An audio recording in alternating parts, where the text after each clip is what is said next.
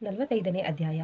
ಕಾಕಾ ಸಾಹೇಬರ ಅನುಮಾನ ಮತ್ತು ಆನಂದರಾವ ಅವರ ಕನಸು, ಮರದ ಹಲಿಗೆ ಇತ್ಯಾದಿ.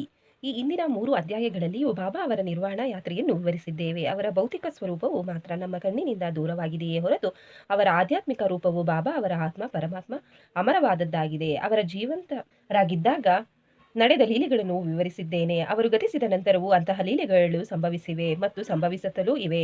ಬಾಬಾ ಅವರು ಜೀವಿಸಿದ್ದಾಗ ಅವರ ಸಂಪರ್ಕ ಪಡೆದ ಜನರೇ ಧನ್ಯರು. ಆದರೆ ಪ್ರಾಪಂಚಿಕ ವಿಷಯಗಳಲ್ಲಿ ವಿರಕ್ತಿಯನ್ನು ತೋರದೆ ಪರಮಾತ್ಮನ ಕಡೆಗೆ ಮನಸ್ಸು ಕೊಡದೆ ಇರುವ ಜನರು ದುರಾದೃಷ್ಟರೆಂದು ಹೇಳಬೇಕು. ಭಕ್ತರಿಂದ ಅವರಿಗೆ ಬೇಕಾಗಿರುವುದು ಹೃತ್ಪೂರ್ವಕ ಭಕ್ತಿ ಮಾತ್ರ.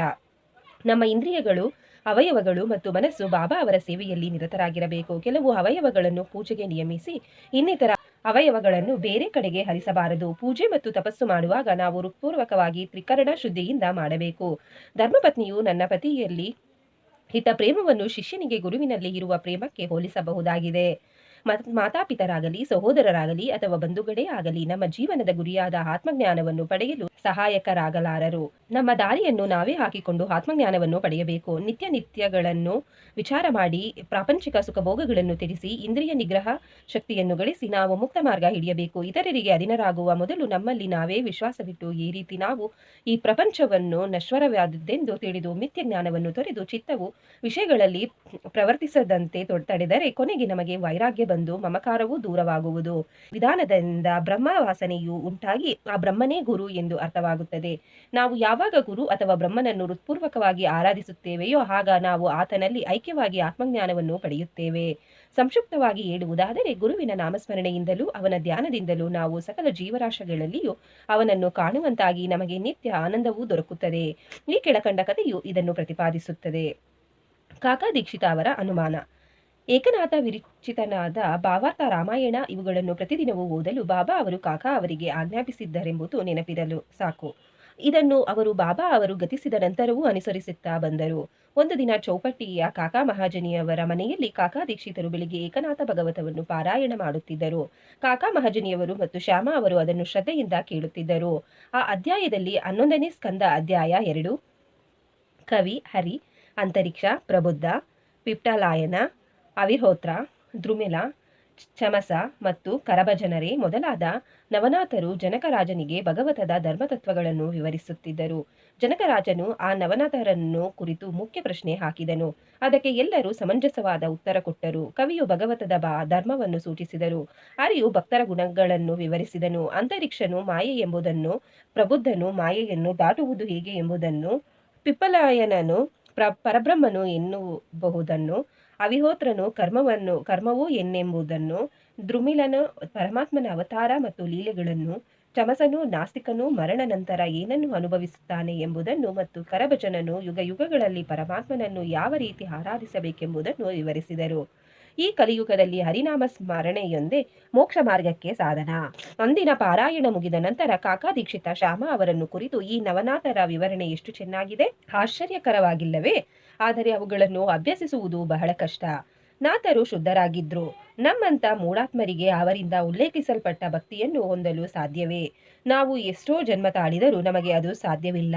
ನಮಗೆ ಅಲ್ಲಿಯ ಮುಕ್ತಿ, ಅದನ್ನು ನಾವು ಬಯಸುವುದೋ ಬೇಡ ಎಂದು ತೋರುತ್ತದೆ ಎಂದರು. ಶ್ಯಾಮ ಅವರಿಗೆ ಇಂಥ ಮನೋಭಾವನೆ ಉಳಿಸಲಿಲ್ಲ. ಆಗ ಅವರು ತಮ್ಮ ಅದೃಷ್ಟ ಬಲದಿಂದ ಬಾಬಾ ಅವರಂತ ಅನರ್ಘ್ಯ ರತ್ನವನ್ನು ಪಡೆದಿರುವರೇ, ಹೀಗೆ ಹೇಳುವುದು ನಿಜವಾಗಿಯೂ ಸರಿಯಾದುದಲ್ಲ. ಬಾಬಾ ಅವರಲ್ಲಿ ನಮಗೆ ಶುದ್ಧ ಭಕ್ತಿ ಇದ್ದರೆ ನಾವು ಏಕೆ ಅಶಾಂತಿಯಿಂದ ಇರಬೇಕು? ನಾಥರ ಭಕ್ತಿಯು ಶಕ್ತಿಯುತವಾಗಿರಬಹುದು, ನಮ್ಮ ಭಕ್ತಿಯು ಹಾಗೆಯೇ ಇಲ್ಲವೇ? ಬಾಬಾ ಅವರೇ ನಮಗೆ ಗುರು. ಹರಿನಾಮ ಸ್ಮರಣೆಯೊಂದೇ ಮುಕ್ತಿ ಮಾರ್ಗಕ್ಕೆ ಸುಲಭ ಸಾಧನವೆಂದು ಹೇಳಿಲ್ಲವೇ? ಹೀಗಿದ್ದ ಮೇಲೆ ಚಿಂತೆ ಏಕೆ, ಹೆದರಿಕೆ ಏಕೆ ಎಂದು ಕೇಳಿದರು. ಕಾಕಾ ಸಾಹೇಬರಿಗೆ ಶ್ಯಾಮ ಅವರ ವಿವರಣೆ ಅರ್ಥವಾಗಲಿಲ್ಲ, ತೃಪ್ತಿಯಾಗಲಿಲ್ಲ.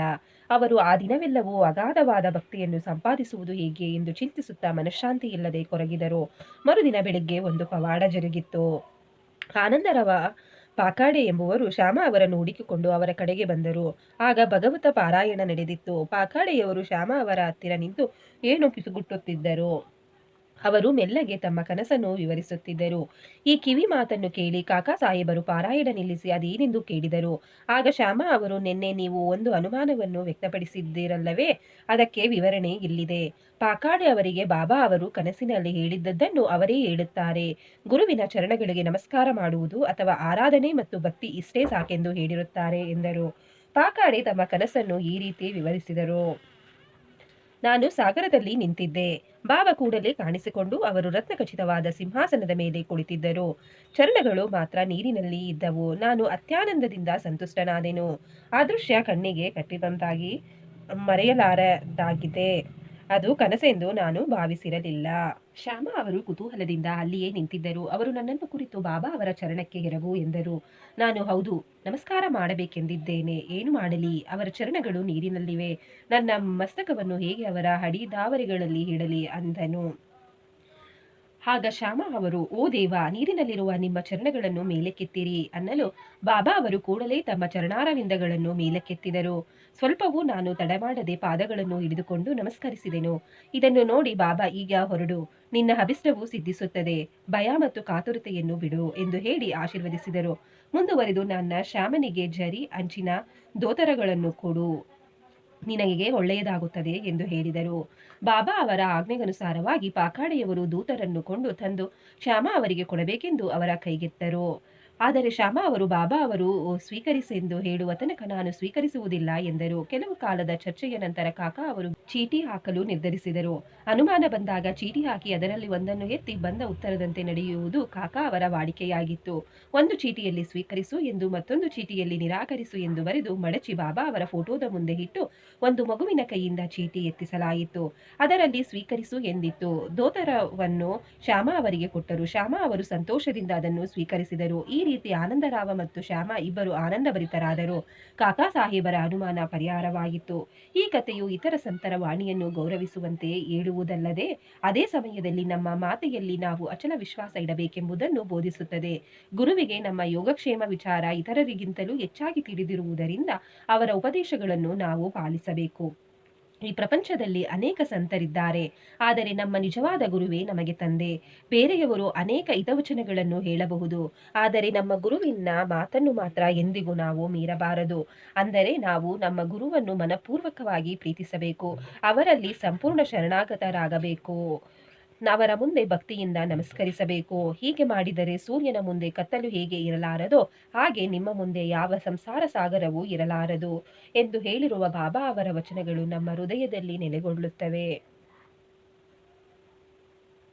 ಅಲಿಗೆಯ ಹಾಸಿಗೆ. ಮೊದಮೊದಲು ಬಾಬಾ ಅವರು 4 ಮೊಳ ಉದ್ದ 1 ಮೊಳ ಅಗಲ ಸುತ್ತಲೂ 4 ಮೊಳೆಗಳಲ್ಲಿ ಪಣತಿ ಉರಿಯುತ್ತಿದ್ದ ಕಟ್ಟಿಗೆಯ ಹಲಿಗೆಯ ಮೇಲೆ ನಿದ್ರಿಸುತ್ತಿದ್ದರು. ಕೊನೆಗೆ ಆ ಹಲಿಗೆಯನ್ನು ಬಾಬಾ ಚೂರು ಚೂರು ಮಾಡಿ ಒಗೆದು ಬಿಟ್ಟರು. ಇದನ್ನು 10ನೇ ಅಧ್ಯಾಯದಲ್ಲಿ ವಿವರಿಸಲಾಗಿದೆ. ಒಂದು ಸಾರಿ ಬಾಬಾ ಅವರು ಆ ಹಲಿಗೆಯ ಮಹತ್ವವನ್ನು ಕಾಕಾ ಅವರಿಗೆ ವಿವರಿಸುತ್ತಿದ್ದರು. ಅದನ್ನು ಕೇಳಿದ ಅವರು, ನೀವು ಇನ್ನು ಹಲಿಗೆಯನ್ನು ಪ್ರೀತಿಸುವುದಾದರೆ ಇನ್ನೊಂದು ಹಲಿಗೆಯನ್ನು ತಂದು ಉಯ್ಯಾಲೆ ಕಟ್ಟುತ್ತೇವೆ, ಅದರ ಮೇಲೆ ಸುಖವಾಗಿ ನಿದ್ರಿಸುವಿರಂತೆ ಎಂದು ಹೇಳಲು ಬಾಬಾ ಅವರು ಮಾಳಾಸಪತಿಯನ್ನು ನೆಲದ ಮಲಗಿಸಿ, ನಾನು ಮೇಲೆ ಮಲಗಲು ಇಷ್ಟಪಡುವುದಿಲ್ಲ ಎಂದರು. ನಂತರ ಕಾಕಾ ಅವರು ಮಾಳಾಸಪತಿಯವರಿಗೂ ಒಂದು ಹಲಿಗೆ ಕೊಡಿಸುತ್ತೇನೆ ಎಂದು ಹೇಳಲು ಬಾಬಾ ಅವರು, ಅವನು ಹಲಿಗೆಯ ಮೇಲೆ ಹೇಗೆ ನಿದ್ರಿಸಬಲ್ಲನು? ಹಲಿಗೆಯ ಮೇಲೆ ಎತ್ತರದಲ್ಲಿ ಮಲಗುವುದು ಅಷ್ಟು ಸುಲಭವಲ್ಲ. ಯಾರು ಸದ್ಗುಣ ಪರಿಪೂರ್ಣರೋ ಅಂಥವರು ಮಾತ್ರ ಹಲಿಗೆಯ ಮೇಲೆ ನಿದ್ರಿಸಬಲ್ಲರು.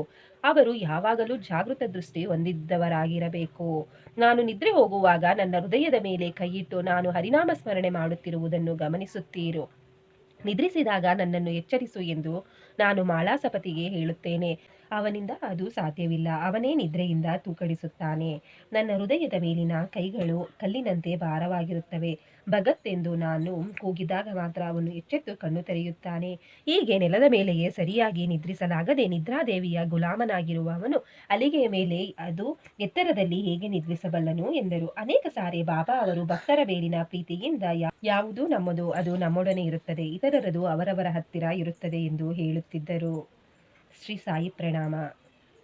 ಈ ಅಧ್ಯಾಯವನ್ನು ಕೇಳಿದ ನಿಮ್ಮೆಲ್ಲರಿಗೂ ಶ್ರೀ ಸಾಯಿ ಬಾಬಾ ಒಳ್ಳೆಯದನ್ನು ಮಾಡಲಿ. ಶ್ರೀ ಸಾಯಿ ಪ್ರಣಾಮ.